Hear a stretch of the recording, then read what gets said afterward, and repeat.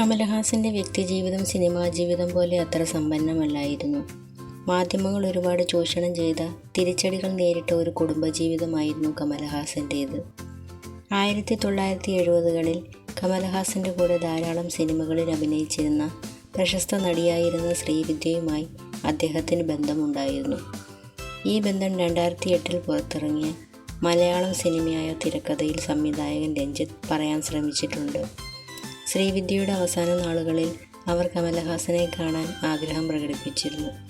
ഇതറിഞ്ഞ കമലഹാസൻ അവരെ ആശുപത്രി കിടക്കയ്ക്കരികിൽ വന്ന് കണ്ടിരുന്നു. ഇതാണ് തൻ്റെ സിനിമയ്ക്ക് പ്രചോദനമായതെന്ന് സംവിധായകൻ രഞ്ജിത്ത് പറയുന്നു. കൂടാതെ തൻ്റെ പ്രിയപ്പെട്ട അഭിനേത്രി കൂടിയായ ശ്രീവിദ്യയ്ക്കുള്ള ഒരു സമർപ്പണം കൂടിയാണ് ഈ ചിത്രമെന്നും രഞ്ജിത്ത് കൂട്ടിച്ചേർത്തു. 1978 തൻ്റെ 24ാമത്തെ വയസ്സിൽ നർത്തകിയായിരുന്ന വാണി ഗണപതിയെ വിവാഹം ചെയ്തു. കമലഹാസൻ്റെ ചിത്രങ്ങളുടെ വസ്ത്രാലങ്കാരം പിന്നീട് വാണി ഏറ്റെടുക്കുകയായിരുന്നു. 10 വർഷത്തിന് ശേഷം ഈ ദമ്പതികൾ വേർപിരിഞ്ഞു. അതിനുശേഷം കമലഹാസൻ അഭിനേത്രിയായിരുന്ന സരികയെ വിവാഹം ചെയ്തു. രണ്ടാമത്തെ കുഞ്ഞുണ്ടായതിനു ശേഷമാണ് കമലഹാസനും സരികയും ഔദ്യോഗികമായി വിവാഹിതരാവാൻ തീരുമാനിച്ചത്. ഈ ബന്ധത്തിലുണ്ടായ കുട്ടികളാണ് ശ്രുതിഹാസനും അക്ഷരഹാസനും.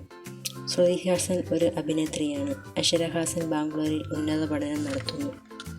കമലഹാസനുമായുള്ള വിവാഹത്തിന് ശേഷം സരിക അഭിനയത്തോട് വിട പറഞ്ഞു. കമൽ ചിത്രങ്ങളുടെ വസ്ത്രാലങ്കാരം പിന്നീട് സരിക ഏറ്റെടുത്തു. 2002 ഇവർ വിവാഹമോചനത്തിന് തയ്യാറായി. 2004 സരിക കമലഹാസനിൽ നിന്നും അകന്നു. കമലഹാസൻ്റെ സഹപ്രവർത്തകർ